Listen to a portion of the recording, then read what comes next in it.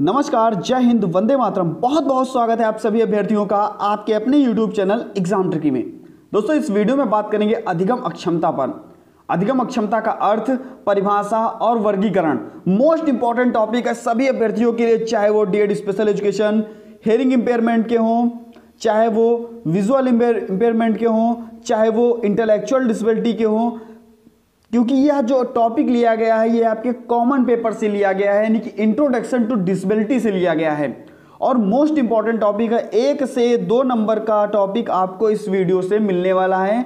आपको इस वीडियो से 1 से 2 नंबर मिलने वाले हैं और बहुत ही सरल ट्रिकी वे में बताऊंगा, ट्रिक के माध्यम से बताऊंगा। कभी भी आप नहीं भूलोगे कि अधिगम अक्षमता क्या होती है, वर्गीकरण और परिभाषा क्या है। दोस्तों चलिए बात कर लेते हैं दोस्तों अधिगम अक्षमता पर। वीडियो को शेयर करना ना भूलिएगा, सभी मित्रों के पास में वीडियो को शेयर कर दीजिएगा।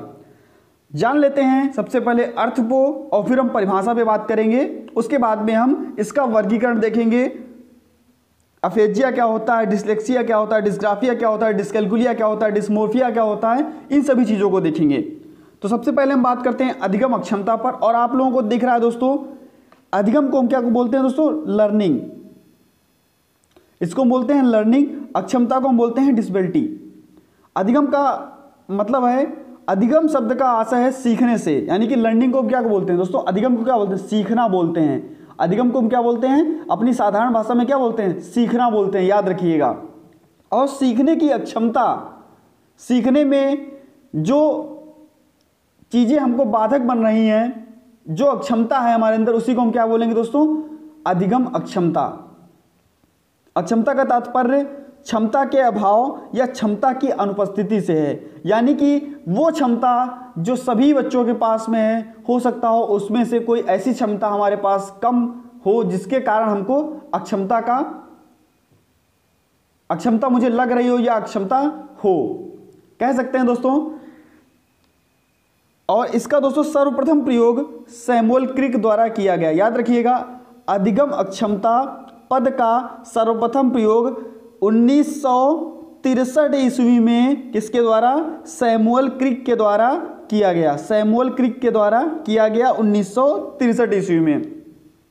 अब समझ लीजिए, परिभाषा के रूप में हम क्या कह सकते हैं, अधिगम अक्षमता में कुछ बालकों में भाषा संप्रेषण यानी कि कम्युनिकेशन, जो बच्चे, मान लीजिए कुछ बच्चे ऐसे होते हैं जो तुतलाते हैं, जिनमें भाषा एक दूसरे अपनी बातों को दूसरे के सामने व्यक्त नहीं कर पाते, भाषा संबंधी विकार, एक दूसरे की भाषाओं को समझ नहीं पाते, कुछ पढ़ने संबंधी, कुछ लिखने संबंधी तथा कुछ जो होती हैं वो गणितीय संबंधी कठिनाइयाँ उत्पन्न होती हैं।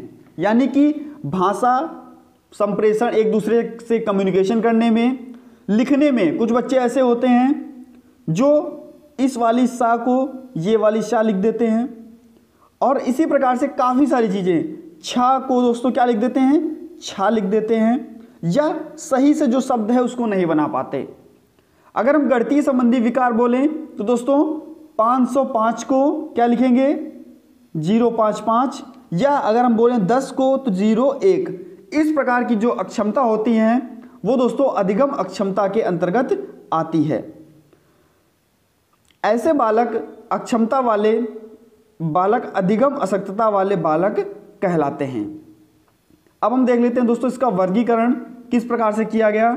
और ध्यान दीजिएगा, अगर आपसे अफेजिया पूछता है तब भी आप मौखिक विकार लगाएंगे, अगर आपसे डिस्फेजिया पूछता है तब भी आप मौखिक विकार ही लगाएंगे। अब हम बात कर लेते हैं दोस्तों पठन विकार पर। अभी मैं बताऊंगा आपको कि आप लोगों को ये कैसे याद रखना है, कैसे आपको इसको याद रखना है, इन चीज़ों को मैं आपको अभी बताऊंगा। पहले आप इसको थोड़ा सा देख लीजिए कि आखिरकार ये लिखा क्या है, फिर इसको मैं ट्रिकी वे में बताऊंगा। दोस्तों टेलीग्राम ग्रुप से जुड़ जाइएगा, लिंक आपको डिस्क्रिप्शन बॉक्स में दे दिया गया है, वहां से आप टेलीग्राम ग्रुप से जुड़ सकते हैं, या टेलीग्राम पर जाकर के exam tricky for special education search कर लीजिएगा। इंस्टाग्राम का भी लिंक आपको डिस्क्रिप्शन बॉक्स में ही मिल जाएगा, वहां पर आप हमें फॉलो कर सकते हैं। तो दोस्तों पठन विकार को क्या बोलेंगे, लेक्सिया या डिसलेक्सिया। लेखन विकार को क्या बोलेंगे, ग्राफिया या डिसग्राफिया। और गणितीय विकार को क्या बोलेंगे, डिसकैल्कुलिया। यही मुख्यतः 4 आप लोगों से पूछे जाते हैं और देख लीजिए, अगर मैं सबसे पहले गणित विकार की बात करूं तो गणित में हम लोग क्या करते हैं दोस्तों, कैलकुलेशन करते हैं, 1+1 जोड़ना यानी कि 2 करना। तो हमने क्या किया, कैलकुलेशन की। तो दोस्तों डिसकैलकुलिया यानी कि जहां पर कैलकुलिया की बात आएगी, डिस लगा होगा, तो वहां पर क्या होगा, गणितीय विकार। बच्चों को गणित की अवधारणाओं को समझने में, गणित की संख्याओं को समझने में, इनमें सब में जो विकार होता है वो हम कहेंगे गणितीय विकार, जो कि जाएगा डिसकैलकुलिया के अंतर्गत। 1 नंबर में पूछा जाने वाला प्रश्न। दूसरा है आपके सामने लेखन विकार।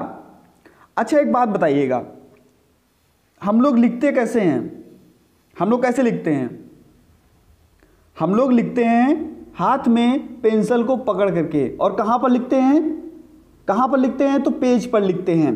तो पेज पर हम लिखते हैं या पेज पर ड्राइंग बनाते हैं, तो दोस्तों हम क्या करते हैं, उसका ग्राफ ही तो बनाते हैं, ग्राफ ही तो बनाते हैं। मान लीजिए ये हमारा पेज है, ये हमारा पेज है, इस पर हमको कुछ भी लिखना है या हमको कुछ भी ड्रॉ करना है, तो हम क्या बनाएंगे, लिखेंगे या बनाएंगे, तो ग्राफ ही तो बनाएंगे ना, ग्राफ के माध्यम से बनाएंगे ना, पेंसिल से अपनी ग्राफ ही तो बनाएंगे। तो डिसग्राफिया, जहां पर ग्राफिया या डिसग्राफिया लिखा होगा, समझ जाइएगा कि बच्चे को लिखने में परेशानी हो रही है, बच्चे को लेखन विकार है। नेक्स्ट हम बात कर लेते हैं दोस्तों पठन विकार। अब देखिएगा लेक्सिया, यहां पर क्या दिया गया, लेक्सिया, और लगा है दोस्तों डिसलेक्सिया, डिसलेक्सिया लगा है। अच्छा याद रखिएगा लक्स, अगर हम लोग ऐसे पढ़ते हैं या साधारण गांव की भाषा में बोलें तो कोई बोलेगा तो डिसलेक्सिया बोलेगा। जो गांव के लोग होते हैं उनको अगर हम पहली बार बुलवाएंगे, जिन्होंने ज़्यादा इंग्लिश का उच्चारण नहीं किया है, गांव में भी अब इंग्लिश ज़्यादा लोग जानने लगे हैं, तो दोस्तों जिन्होंने ज़्यादा इंग्लिश का उच्चारण नहीं किया है या जो ऐसे विद्यालयों से पढ़े हुए हैं जहां पर ज़्यादा इसका प्रचलन नहीं है, तो उससे हम जब बोलेंगे तो क्या बोलेगा, डिसलेक्सिया। तो दोस्तों वहां पर लक्स का भाव आ रहा है, और लक्स क्या होती है, एक साबुन होती है, आप सभी को पता है, बहुत ही अच्छी होती है, आप लोग लगाते भी होंगे। तो दोस्तों जब कोई भी बच्चा लक्स साबुन लगा करके बैठेगा तो उसको क्या दोस्तों, खुशबू आएगी, और तब उसको क्या होगा, पढ़ने में मन लगेगा, वो अच्छे से पढ़ सकेगा। तो दोस्तों डिसलेक्सिया में जब क्या होगा, तो पठन विकार की बात आ जाएगी। याद कर लीजिएगा, केवल याद करने का तरीका बता रहा हूं, अगर आपको ऐसे ही याद है तो आप लोग ऐसे ही याद कर लीजिएगा, क्योंकि ये तीनों चीजें ऐसी है कि 1 नंबर में आपसे जरूर पूछी जाएगी, कोई ना कोई आपको जरूर पेपर में रखा मिलेगा। अब हम बात करते हैं मौखिक विकार, डिस्फेजिया या अफेजिया।